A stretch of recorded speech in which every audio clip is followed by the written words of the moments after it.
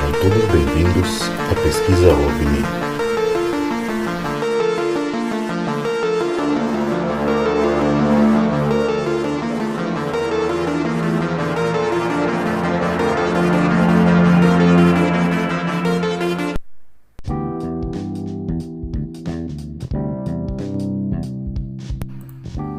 Olá, viajantes, tudo bem? Neste episódio, vamos falar um pouco sobre o mundo fantástico das lendas que permeia a nossa cultura desde o início dos tempos. Todos os mitos têm uma origem, toda lenda tem um início em algum lugar. Desde seres com aparências parecidas conosco que vieram dos céus, as serpentes aladas, carruagens de fogo, bolas de luz gigantescas, gigantes e às vezes seres animalescos de todas as cores e formatos. As histórias contadas de geração em geração, antes da invenção da escrita, lançam um ar de mistério e muitas vezes superstição no conhecimento, então popularizado como folclore. E no Brasil, temos a felicidade de termos na ufologia as pesquisas realizadas pelo pesquisador e historiador Antônio Faleiro.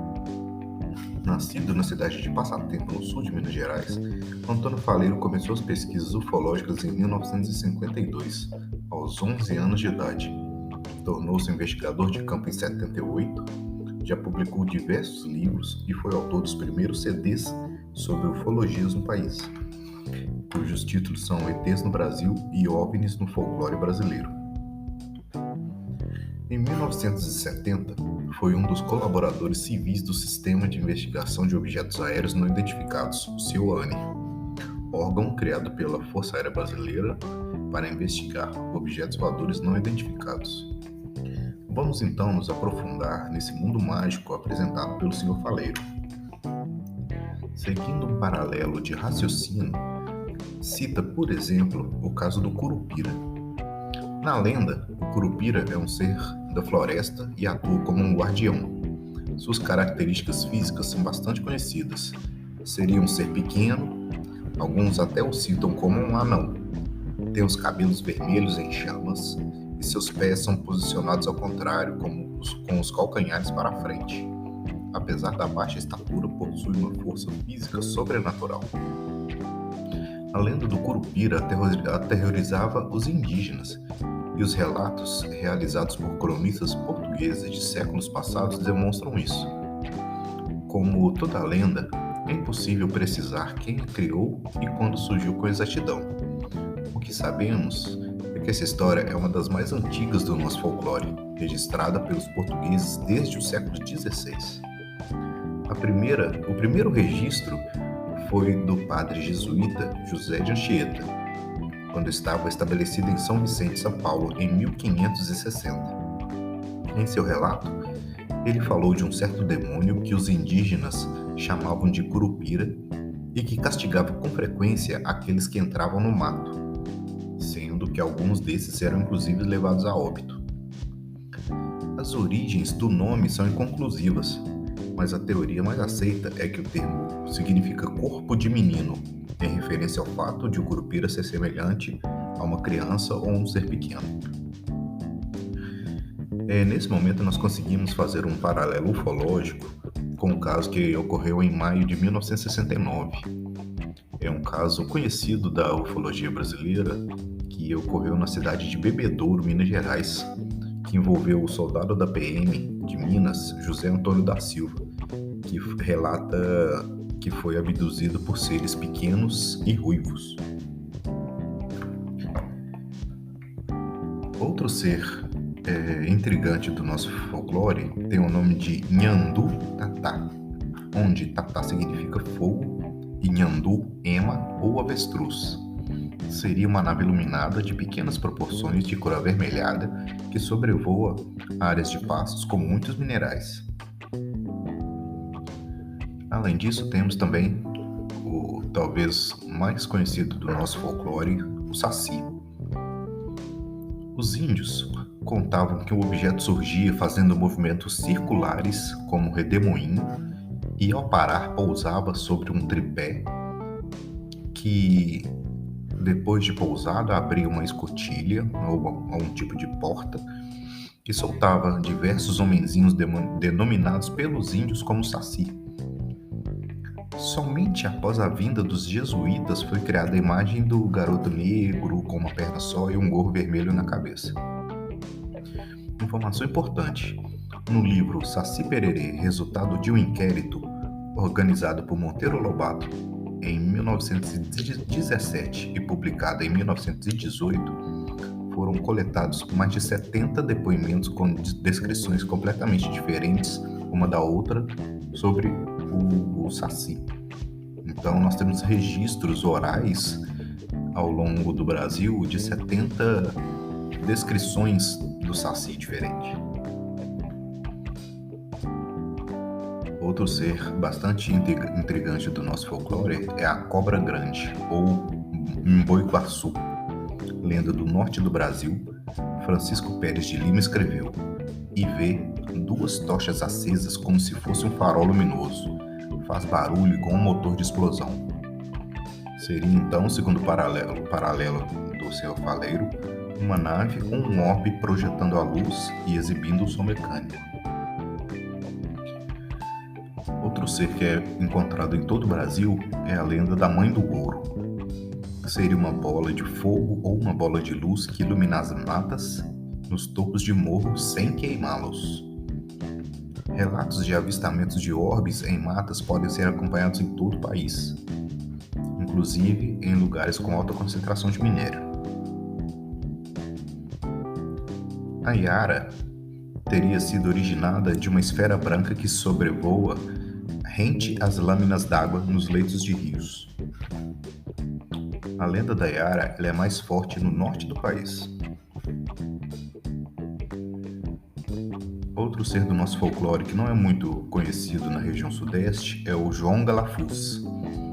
Ele tem duas representatividades. Uma seria duas bolas de luzes ou uma nave e um orbe, sendo o maior e o menor, que estão sempre avistados juntos em estradas do interior do país. No folclore popular, seriam as almas de um padre e uma mulher que, devido ao adultério, são obrigados a vagar juntos. Em algumas partes do Brasil, especificamente na região no estado de Pernambuco, o João Galafuz, a lenda remete a um tipo de duende que é encontrado próximo de leitos de rio e em alguns locais da costa também.